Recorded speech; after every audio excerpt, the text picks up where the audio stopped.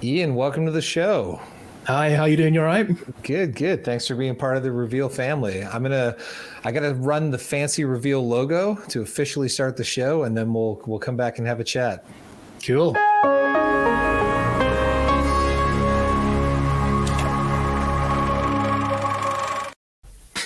Like a real TV show, but kind of miles and miles away. Welcome. Happy to talk to you today. I want to talk about some of the films that you have up on Reveal. Your range of filmmaking is broad, but what I found in the shorts that I watched was that you are very much a humanistic filmmaker. You like to tell stories of the human condition and things that sort of affect us as a society and as humans as a whole. That would be my take from it. Yeah, it's pretty accurate. But I always like to put more of a spin on it, so it's not like real life, but there is an emphasis on just like either comedic or over teaching. But saying that, the last couple have been more down to earth, the more serious short films I've done. Well, I'm going to talk. We'll go in reverse order then, because I want to talk about Tea Break first. I thought Tea Break was hilarious, and you have a real gift for containing a story to one or two locations. A couple actors, and just bringing all of the comedy out of that. What inspires a story like that? I don't want to give away too much for people who haven't seen the film, but the core concept of these workers that accidentally dispose of some ashes and have to replace them. Where does an idea like this come from? Well, I've got two screens open. So Tea Break was 2012. My word, was it that long ago? Oh, it's almost the 10th anniversary. Yeah.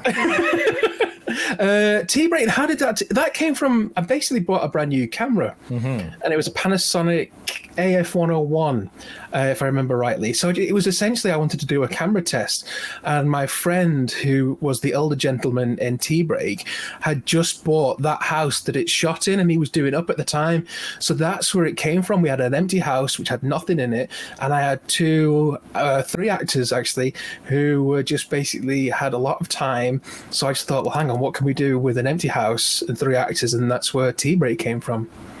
I think that's a tried and true method of independent filmmaking, is to look at what you have access to and then write to those parameters. Yeah, very Robert Rodriguez, I think, isn't it? That one is what was it, $7,000 and selling himself to like a sleep clinic or a drug testing clinic or something to make his movie, and that was a whole feature. But yeah, I think it's it's a necessity thing, and I don't think audiences that aren't involved in filmmaking often understand the vast budget difference between some indie films and shorts and what studios have. So that's a great ideology of like, look at what you have around you, what you have access to. I mean, I've also noticed, you have crossover where you have actors that appear in your projects, in multiple projects. So is that sort of the same thing? Like, once you find good people in your community, you want to just kind of keep using them? Well, I've got a very good relationship with a lot of the people in the films as well, which is why, because let me give you a bit of background. I went to college and I studied film and acting. And when I had to specialize at university, I decided to go down the film route. My logic was that you can cast yourself in your own films, which is just daft logic. So I was part of a local theatre group in my hometown, and the gentlemen that you see in those films, I've been in plays with, so I know what they can do. I can know what the range is. So there's no audition process. I can write for those actors that I know, and I know what they're capable of doing. Now with switching to the more serious subject matter with Forever Manchester, which I loved, and I was telling you before we started recording how much I love the film. You've done a ripped from the headlines approach of it's a true story-ish. These aren't necessarily real characters, correct? But they're tied to a real life event, and it's I mean, not to make light of your film, but it's like Jack and Rose and Titanic. They were not real passengers. But yeah, that's completely right. Yeah, they could have been passengers, and you're using those characters to tell a story that affected many people. This is revolving around, what year was that? That was the bombing at the Ariana Grande concert. It was, yes, and that came out in 2018. So the background. Sorry, go on. No, I was going to say, were you personally affected, or know people who were personally affected? Yeah. What triggered the idea or the desire to make something based on real life? Well, I'm literally about half an hour away from the arena, and I remember my wife and I gone to bed that night, and it's like, you're messing about with your phone before bedtime, Yeah. and then we both at the same time, holy, look at this, and we were, and our phones were going absolutely mental with people that we knew. We were all sharing these from the arena. And then I knew friends that were actually at the arena that night, and they were live streaming people running out and screaming, and I could see it. So my wife and I stayed up for ages, just basically constantly, refreshing pages and searching and whatnot. I mean, we were lucky because our children, my daughter wasn't born at that point, but my son was, and he was asleep in the other room. And that's where that idea came from, was what would we do if our kids had been there? And what gave me the idea to make the film was the very next day we were driving. I was taking my son to primary school, which I think would be called elementary school over there. Sometimes primary. Yep. Yeah. And my son couldn't work out why the radio DJs, because normally they're all hyper and they're they're really full of energy, and they were like really downplaying it. And he even had people ringing and crying. And he just said to me, "Why are these people upset?" And I explained to him. And what the effect it had on him was that we had been to the arena all as a family only a month prior to that, because it was like the big Marvel Live, I think it was. Okay. Yep. So that really brought it home to my lad, and he was like, "But what happened? We had been there. What happened?" And he couldn't wrap his head around it, and it really messed him up for a short time. Because he always just thought that sort of stuff never happened.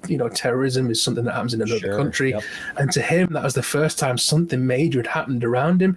So when I started seeing it, how it affected him, that's what then gave me the idea to tell a story. And basically, the couple in the film is how my wife and I were, but obviously at that night, a lot more exaggerated. The kids are actually at that concert.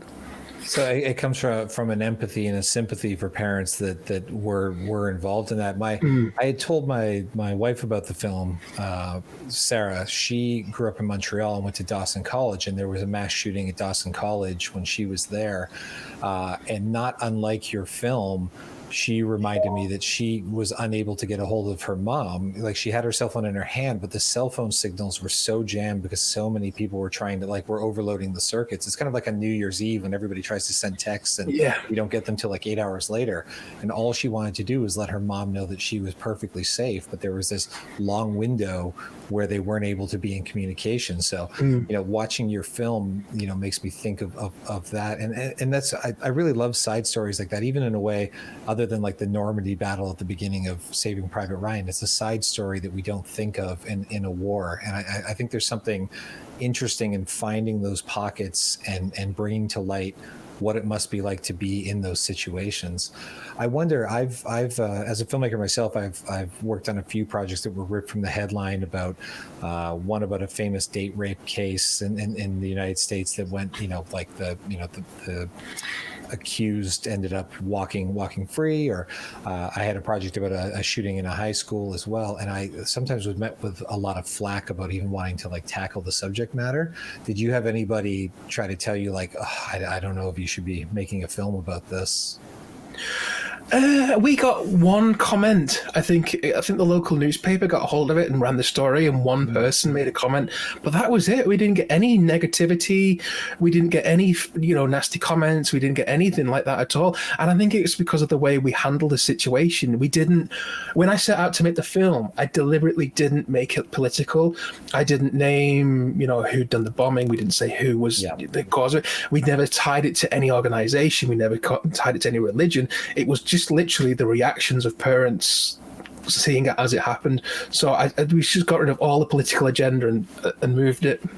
It's incredibly respectful, and I find that the even when you show the TV and show the news, you're on a very extreme close up, and we just get a hint of what it is. You're right. I think it's very smart in how you handle things, and also, it sounds like you didn't come out and market the film as you were trying to glorify or cash in on this event. You made something you felt compelled to make based on your own emotions you experienced from, being so close to a situation, which you can't help have.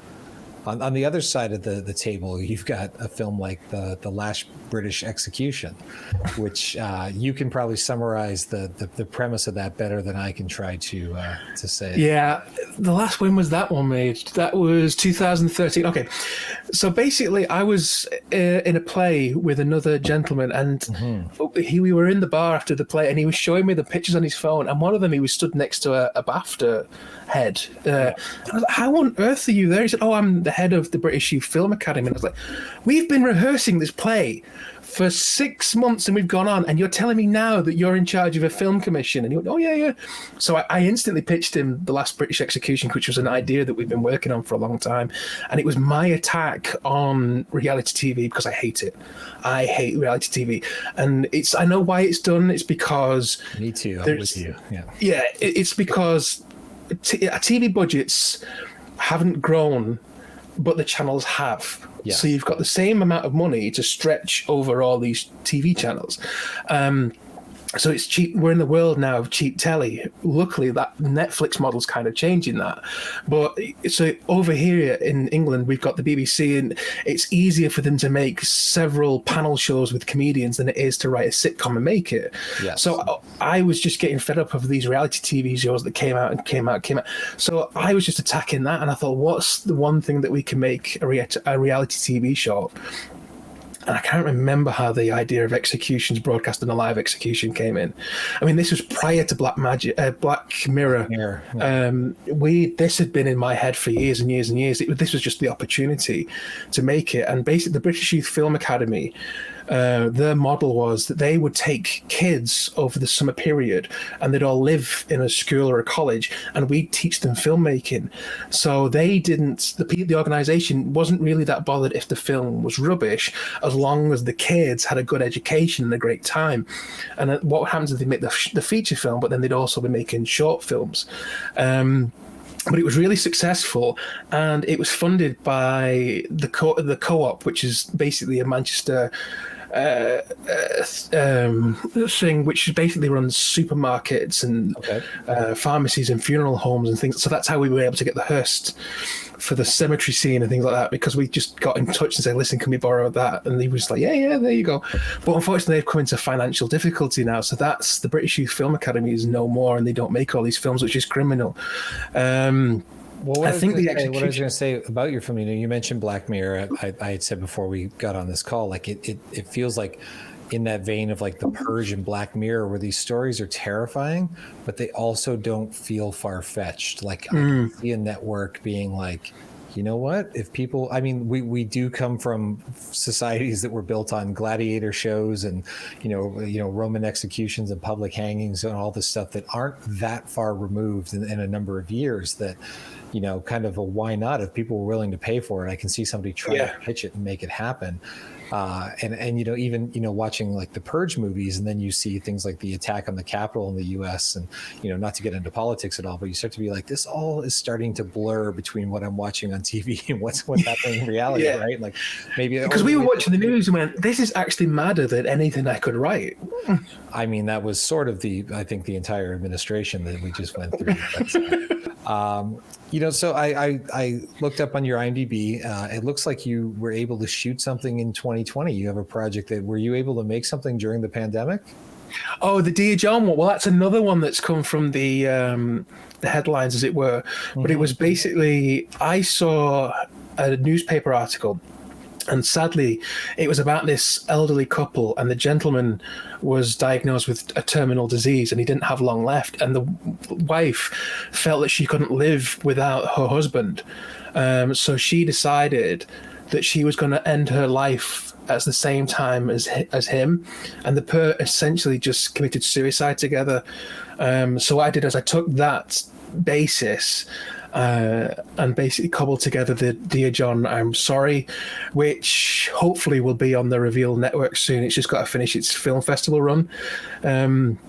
Again, it's like you say with Forever Manchester, it's dealing with a subject like that in a tactful way and not being in your face about it. And did you shoot that during the pandemic? Were you able to? No, we were very, very lucky. We shot that in It would have been actually about a year ago, just before the lockdown. So we would have shot it in February. Yeah, we were locked down in March and we shot it in February. So it's literally, we were just in there before it all kicked off. Awesome. Well, I'll look forward for that on Reveel'd. The title of it again is Dear John. Dear John, I'm sorry. Because in real life, the lady had written a letter to the neighbor, and she put in a key to the house and a solicitor and said, please ring the police, and you'll obviously find the scene. Okay.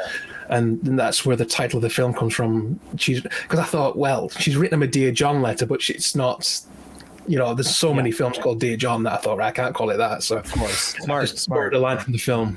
I have a film right now called Last Call, and there's 400 of those on that's I think you obviously seem inspired by sort of like truth and humanity, and like, do you find a lot of your ideas from headlines? Is that something where just like when you read the news, are you like, oh, you could take that and do this with it? Like, are you inspired by things you see in the news? It's weird because I think I look at my film list on the IMDb, and I think the one prominent feature in all my films is death. And I thought it's really depressing. I mean, because the first film that I made when I left you, I'd love to get it on the Reveeld network, but the quality's just not good enough. It was a film called The Jumper, which is about suicide, but it's a comedy. And it's shot on Super 16, and it looks absolutely fantastic. The problem is I've only got a standard definition copy of it. I've not got a HD copy of it, and I'd love to get the full thing. And it's basically a woman's about to jump from a building, and a guy turns up, and she's like, don't come any closer, I'll jump. And he's like, and he just doesn't care. He's not there to help her. He's just there to do a job on the roof. But coincidentally, I used that short film as the opening to my first feature film I ever made called Towns, which is also on Reveeld. And that film is so cheap, and so it's one of those movies that it was a steep learning curve, and it's one of those that you cringe when you watch it because you didn't know whether to make it public or not because you learned so much about it. You should ever cringe, and I think that all art should be celebrated, because what I try to tell any filmmaker, like, if you finish your first feature especially, and like you're kind of like, I don't know, I could have done better, I learned so much, I'm already a better filmmaker by now. It's like you already did what most filmmakers won't do, which is finish a movie. There's lots of people that love to talk about their dreams that they're going to do, but you went out and did it, and therefore that should be celebrated. And there's also something interesting about career growth and being able to go back and look at a filmmaker's work or an actor's work and kind of see the progression of where they've come. And at least you feel that you've progressed, because it would be wouldn't it be a lot worse if you look back and went, man, I was so much more talented and motivated then, and now all of my work sucks. Like if there was a decline, If you compare Towns to Dear John, I'm Sorry, you will see such a massive growth and difference in the two films. And that just comes down to, more than a development in the technology of the cameras. It is just, everything about it is just, you're learning and learning and learning. And you should, even to this day, I suppose even the filmmakers making features now that get into the cinema, they're still learning every day. Of course. I think, and some of them are learning what not to do, like Tenant. Oh, burn. I kid. It wasn't as bad as everybody says.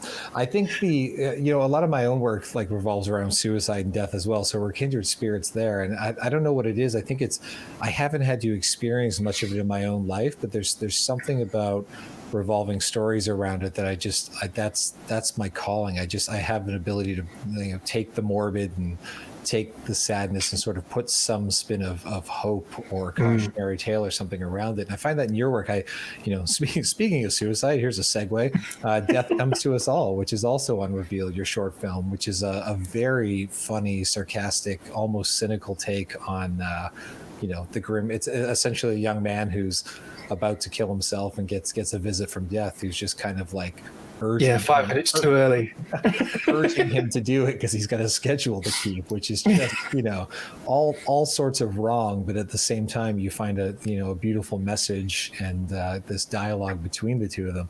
Again, where does that come from? I just love the idea that I thought. I can't remember. I'd love to know where these ideas came from. I mean, what year was Death Comes to 2013? So, I mean, we're going back nearly 10 years. And just the thinking was, well, what happens if the Grim Reaper had 2 appointments but got them the wrong way round? So he turns up to someone that's not dead yet. I mean, again, the original concept idea that I had is completely different to the finished idea, but that tends to be the same for all my work, is that the next installment of that was going to be him treating it more like an estate agent in the afterlife. This is your house in the afterlife, and he was going to be showing him around various different pitches in the afterlife where he could live. But obviously I couldn't work out how that would work, so in the end I just changed it. Well, maybe he just turns up too soon, and he's like, oh well, maybe you should go through with it, don't let me stop you, carry on. Yeah, I mean, all of these, I don't want to say too much because I encourage people to go check out your work on the platform. How interesting is it for you as a filmmaker, a platform like Reveal, where we're talking about films from 8, 10, 9 years ago? Is it interesting to see your films get a new life, find a new audience, find different parts of the world? Without a doubt. I mean, there's two things that every filmmaker struggles with, and that is find the money to make them, finding your audience to watch them. Once you're on set and cracking on, it's fine, and when you're in the edit, it's the best part, but it's getting your work out there that people can see. And this is the beauty in Reveal, that you can put up your films and find an audience. And at the end of the day, I don't think filmmakers like you and I mean, I obviously don't want to speak for you, we don't want the fame and fortune. I mean, it'd be nice to have the fortune that you can, send your kids to college, pay the mortgage, no more money troubles. But the idea is that we just love making this content, films, and we just want to get it out there for people to watch and enjoy.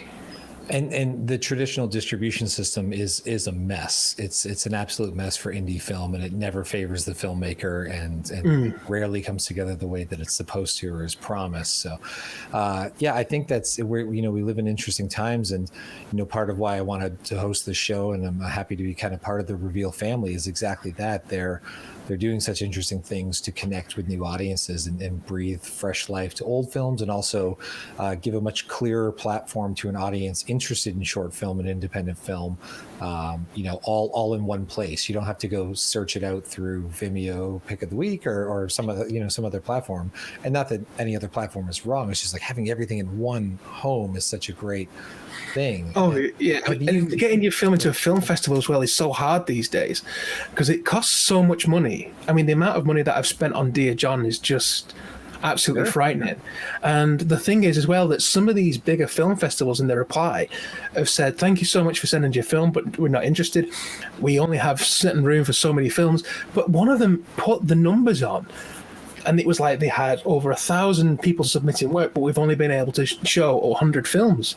And when you start working it out like that, you think the percentage chance of your film getting picked, it gets slimmer and slimmer and slimmer. And with the progression in technology that anyone can film now on their iPhone, it's opening up the whole filmmaking world now to so many more people who can actually grab this stuff, make films and get it out there. The competition is getting bigger and bigger and bigger, but the cream hopefully will always rise to the top at some point. I hope that story will always remain key in what is out there in the world. My problem with this is that if you look at forums and things like that, is there seems to be the difference between people that want to tell the story and people that are obsessed with gear. And there seems to be more people obsessed with gear at the moment, and it's all coming down to K. It's 6K, it's 8K, it's 12K, and it doesn't matter. Just tell a good. Your audience doesn't care what it was shot on.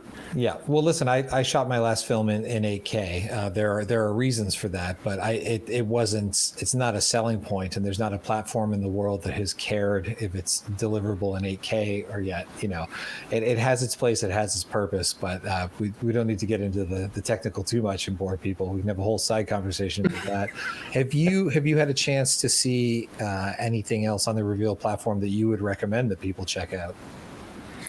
Oh, that's a good question. There's just so much content on there. There's so much good stuff on there. The thing is that because the Reveal's free, that's even the biggest selling point, that people have got no excuse not to check it out. There is just so much good stuff on Reveal to check out that you would be insane and also to subscribe to other. I just want to say to the audience, these are not paid promos. These are just two films. No, they're not. And really love the platform, but that's okay. We'll do this then. When your interview is out, if you share it on your social media, then you can. Oh, without a doubt. Have said, and while you're at it, check out this film on Reveal. We'll do it that way. Well, I must admit, I did have a sneaky look at your Vimeo channel as well, just to have a look at some of the stuff that you've got. and I'll be having a look because I only had a few minutes before I came on, but I will definitely check it out. We can chat about that off camera too, because I try to make this not about me and about celebrate the filmmakers that are on Reveal. I am just the conduit to questioning. A very humble interviewer. Do you have anything upcoming in the works?